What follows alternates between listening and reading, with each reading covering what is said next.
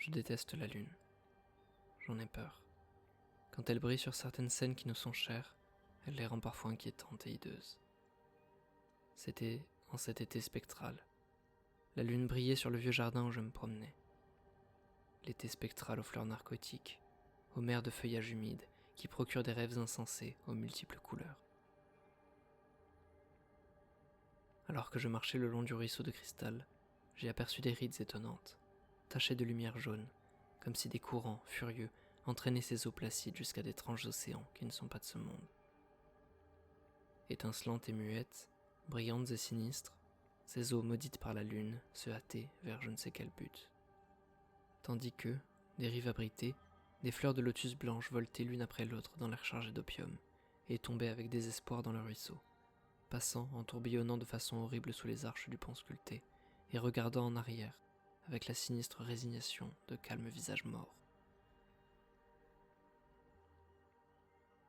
Et comme je courais le long du rivage, écrasant d'un pied imprudent les fleurs endormies, rendu fou par la peur des choses inconnues et l'attrait des visages morts, je vis que sous cette lune, le jardin n'avait pas de fin. Car, là où, de jour, se trouvaient des murs, ne s'étendaient maintenant que de nouvelles perspectives d'arbres et de sentiers, de fleurs et d'arbrisseaux, d'idoles de pierre et de pagodes, et les méandres du ruisseau tachetés de jaune passaient le long des rives herbeuses sous de grotesques ponts de marbre, et les lèvres des visages morts chuchotaient tristement, m'ordonnant de les suivre, et je ne cessais de marcher jusqu'à ce que le courant devienne un fleuve, et n'atteigne, au milieu de marais de roseaux agités et de plages de sable luisant, le rivage d'une vaste mer sans nom. La lune, abhorrée, brillait sur cette mer, et sur ces vagues silencieuses flottaient d'étranges parfums.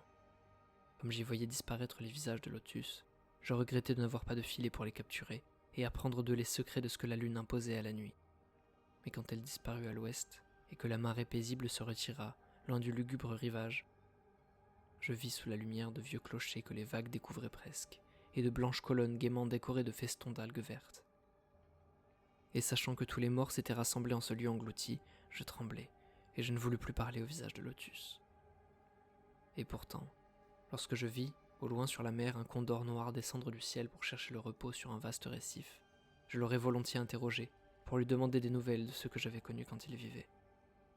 C'est ce que j'aurais voulu savoir s'il n'avait été si loin, et je le perdis de vue dès qu'il approcha de ce gigantesque récif. Je regardais donc, sous la lune qui s'affaissait, la marée se retirer, et vis luire les clochers, les tours et les toits de cette ville morte et ruisselante. Et comme je la contemplais, mes narines s'efforcèrent de se fermer face à l'odeur infecte du monde des morts, qui chassait celle du parfum.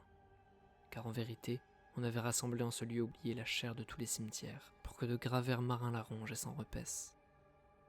La lune était maintenant suspendue, juste au-dessus de ces horreurs, mais les vers venus de la mer n'ont pas besoin d'elle pour se nourrir.